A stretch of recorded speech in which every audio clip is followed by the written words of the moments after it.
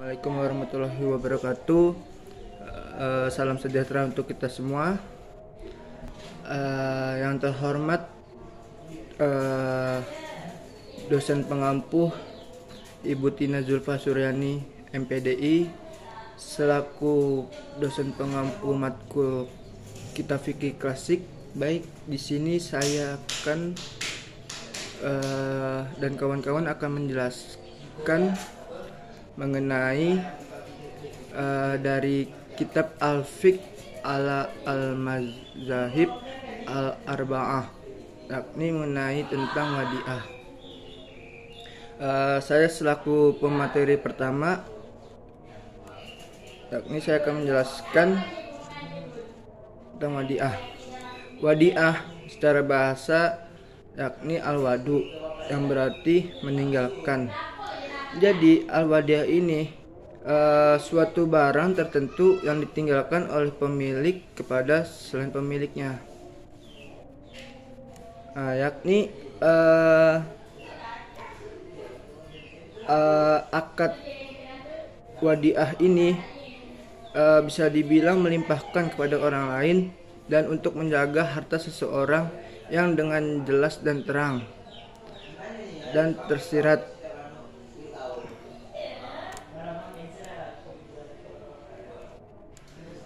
Dan landasan hukum wadiah ini menghadirkan dalil dari Quran surat Al-Baqarah ayat 283 yang mana artinya, akan tetapi jika sebagian kamu mempercayai sebagian yang lain, maka hendaklah yang dipercayai itu menunaikan amanatnya atau hutangnya, dan hendaklah ia bertakwa kepada Tuhannya atau Allah Subhanahu wa taala. Yang kemudian landasan hukum wadiah ini terdapat pada surah An-Nisa ayat 58 yang mana artinya ini bahwa sesungguhnya Allah menyuruh kamu menyampaikan amanat kepada yang berhak menerimanya dan menyuruh kamu apabila menetapkan hukum di antara manusia supaya kamu menetapkan yang dengan adil. Jadi dalam praktek wadiah ini, dalam perbankan syariah ini, salah satunya dalam bentuk tabungan, yang mana landasan hukum ini dalam bank syariah ini dirujuk dalam fatwa DSN MUI nomor 02/DSN MUI 5/2000 yang mengenai wadiah atau tabungan. Sekian dari pemateri pertama, akan dilanjutkan penjelasan oleh pemateri selanjutnya. Terima kasih. Bismillahirrahmanirrahim. Terima kasih kepada pemateri pertama yang telah memaparkan materinya. Baik, saya Yogi Mahendra selaku pemateri kedua ingin menjelaskan beberapa poin. Yang pertama adalah tentang akad wadiah. Seperti yang kita ketahui, di dalam semua rukun, baik itu muamalah ataupun ibadah, itu ada rukunnya. Begitu juga dengan wadiah. Menurut Imam Hanafiyah, rukun wadiah ini hanya ada satu. Apa itu? Ya, ini adalah ijab atau ijab qabul atau syigot. Seperti itu kan. Seperti apa ijab kabul dalam wadiah ini tersebut? Contohnya, saya titipkan barang ini sama kamu, tolong kamu jaga dengan sebaik-baiknya. Lalu si penerima ini berkata, baik, akan saya jaga amanah atau titipan barang dari kamu dengan sebaik-baiknya hingga kamu mengambil barang ini. Nah, itu adalah contoh ijab kabul di dalam wadiah. Seperti yang disampaikan oleh Imam Hanafiyah, bahwasanya di dalam akad wadiah ini ada rukunnya. Nah, itu adalah rukun menurut Imam Hanafiyah. Lalu barang atau harta yang bisa dititipkan apa saja? Dan barang atau harta yang dapat dititipkan, seperti yang dapat disimpan, adalah barang yang tidak disimpan, seperti burung yang lagi terbang kayak gitu, di udara, atau benda yang jatuh di dalam air. Tentunya itu tidak dapat ditetapkan. Nggak mungkin kan burungnya lagi terbang bebas kita wadiahkan. Saya titipkan ini kepada kamu, tolong kamu jaga burung ini. Mana burungnya? Itu lagi terbang. Ataupun saya titipkan batu ini kepada kamu, atau ikan ini kepada kamu. Di mana ikannya? itu di dalam air, di dalam kolam. Tidak mungkin kan, karena itu bentuk fisiknya itu tidak nampak, walaupun dia sudah menggunakan akad wadiah yang sesuai dengan pendapat Imam Hanafiyah, ini menggunakan ijab dan qabul antara si penitip dan juga yang dititipkan, seperti itu. Lalu dalam mazhab Syafi'iyah dan Hanbali memiliki tambahan syarat, yakni barang yang dititipkan adalah barang yang memiliki nilai atau kimah sehingga dapat dipandang sebagai mal. Contohnya anjing yang dapat dimanfaatkan sebagai penjaga rumah, seperti itu. Apabila benda tersebut tidak memiliki nilai seperti anjing yang tidak dapat dimanfaatkan, maka barang yang dititipkan menjadi tidak sah. Nah, itu dalam jenis hewan ya, tidak hanya anjing, banyak dan sebagainya. Ini tambahan dari mazhab Syafi'iyah dan Hanbaliyah, seperti itu kan. Bisa juga kita menitipkan motor, gitu kan. Saya titipkan motor, kalau nggak Anda jaga dengan sebaik-baiknya, baik, akan saya jaga motor ini dengan sebaik-baiknya, seperti itu kan. Lalu si yang dititipkan ini bertanya, apakah boleh saya gunakan manfaat dari motor ini? Di penitip tidak keberatan, boleh-boleh saja jika Anda ingin menggunakannya. Nah, itu jika mendapatkan izin seperti itu, maka boleh digunakan barangnya, motor tersebut, atau barang-barang apa saja yang dititipkan, atau mungkin bisa hewan seperti tadi contohnya anjing. Nah, sedangkan jumhur para ulama menetapkan 4 rukun atas akad titipan atau wadiah ini. Apa saja? Yang pertama ada sigot. Ada sigot, yaitu ijab kabul tadi, orang yang menitipkan barang, dan orang yang dititipkan barang atau wadiah. Lalu yang terakhir ada orang yang dititipkan barang atau wadiah, barang yang dititipkan yang terakhir. Nah, jadi ada 4 menurut jumhur ulama, ya ini orang yang menitipkan, yang pertama, yang kedua orang yang dititipkan, yang ketiga adanya barang yang dititipkan, dan yang terakhir adanya ijab kabul di antara keduanya. Jadi apabila ada salah satu unsur di antara 3 itu yang tidak ada, contohnya ada orang yang saya mau menitipkan barang, ada barangnya, saya bisa ijab kabul, tapi tidak ada yang dititipkan, maka tidak akan berlangsung akad wadiah itu tersebut. Ataupun saya yang akan menitipkan barang, ada teman saya yang akan dititipkan barang, kami sudah ijab kabul, tapi tidak ada barang dalam bentuk fisik di depan muka, itu tidak ada. Nah, maka tidak akan terjadi. Ya, seperti contohnya tadi, barangnya itu burung yang lagi terbang atau ikan dalam air. Nah, itu tidak akan terjadi, seperti itu kan. Lalu untuk yang selanjutnya ada syarat akad wadiah. Nah, tadi kan rukunnya, syaratnya, sekarang syaratnya. Apa saja syaratnya di dalam akad wadiah? Menurut ulama Hanafiyah mensyaratkan ada 2 syarat ya menurut ulama Hanafiyah, yakni kedua belah pihak harus berakal. Nah, jadi ketika ingin melakukan akad wadiah, jadi kedua belah pihak antara si penitip dan tertitip itu harus berakal, dalam artian mereka tidak gila, kayak gitu kan. Nah, lalu tidak boleh anak kecil yang belum berakal, yang keduanya. Nah, jadi tidak hanya orang gila, tapi anak kecil yang belum berakal juga tidak boleh dititipkan pada mereka, karena mereka tidak bisa menjaga tanggung jawab. Contohnya kayak gini, saya menitipkan barang handphone nih, saya nitipkan handphone ke ke temannya adik saya yang masih kelas 1 SD. Nih, abang nitip HP ya, jaga kan. Itu udah ada kan, si penitip, barang dititipkan, yang tertitip, dan juga ada ijab kabulnya. Akan tetapi dia masih belum anak kecil kayak gitu, dan masih belum tahu HP itu fungsinya berapa, kayak gitu kan. Nah, seperti itu. Itu yang dikatakan oleh ulama Hanafiyah, seperti itu. Lalu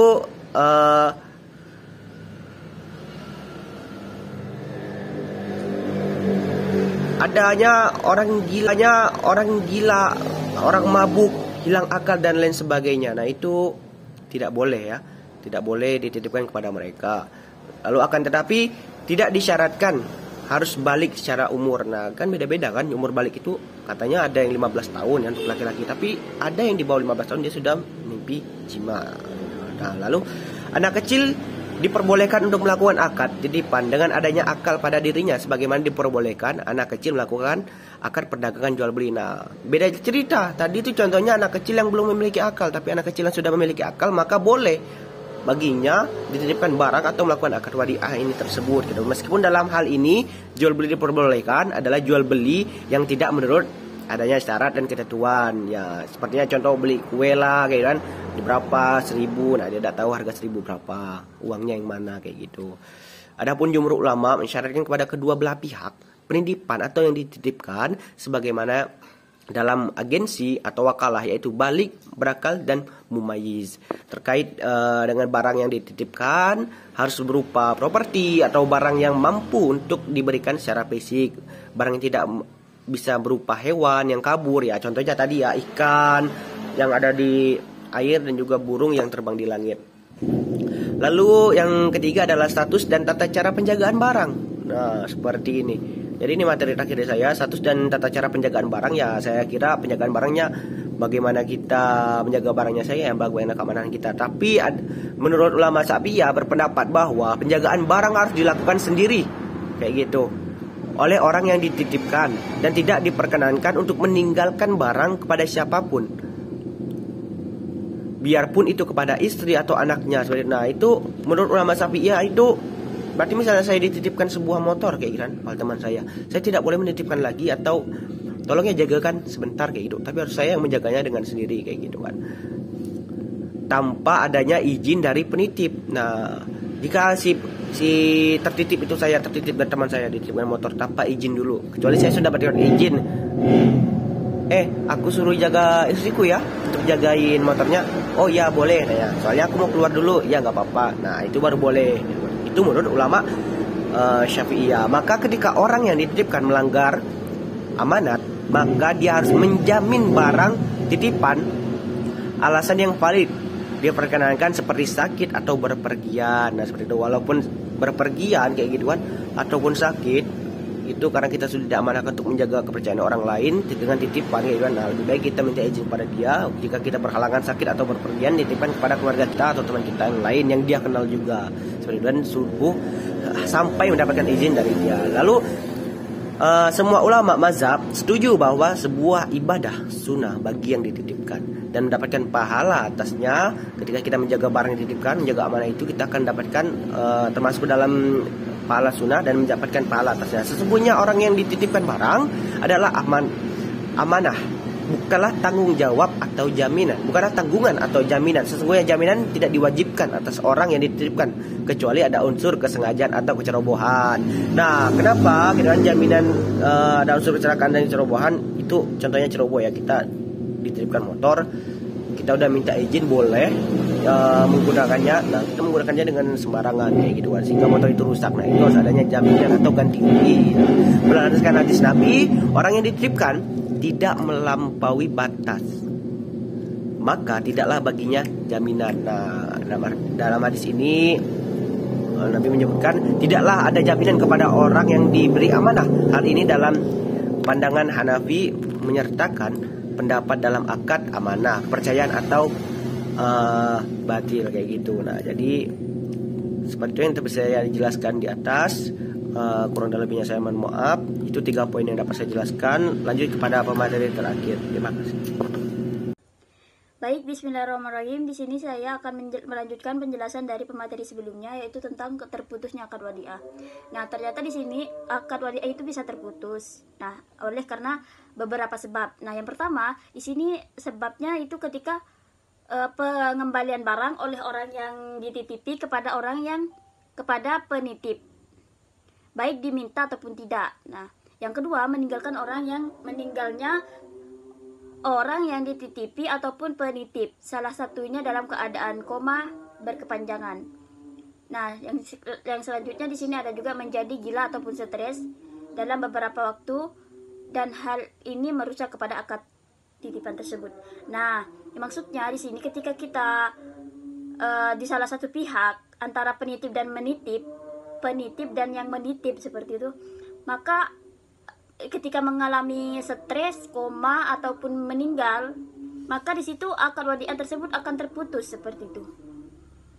Nah, yang selanjutnya di sini saya akan membacakan kitabnya tentang wadiah, yaitu Bismillahirrahmanirrahim. Arkanul wadi'ati wa syurutiha.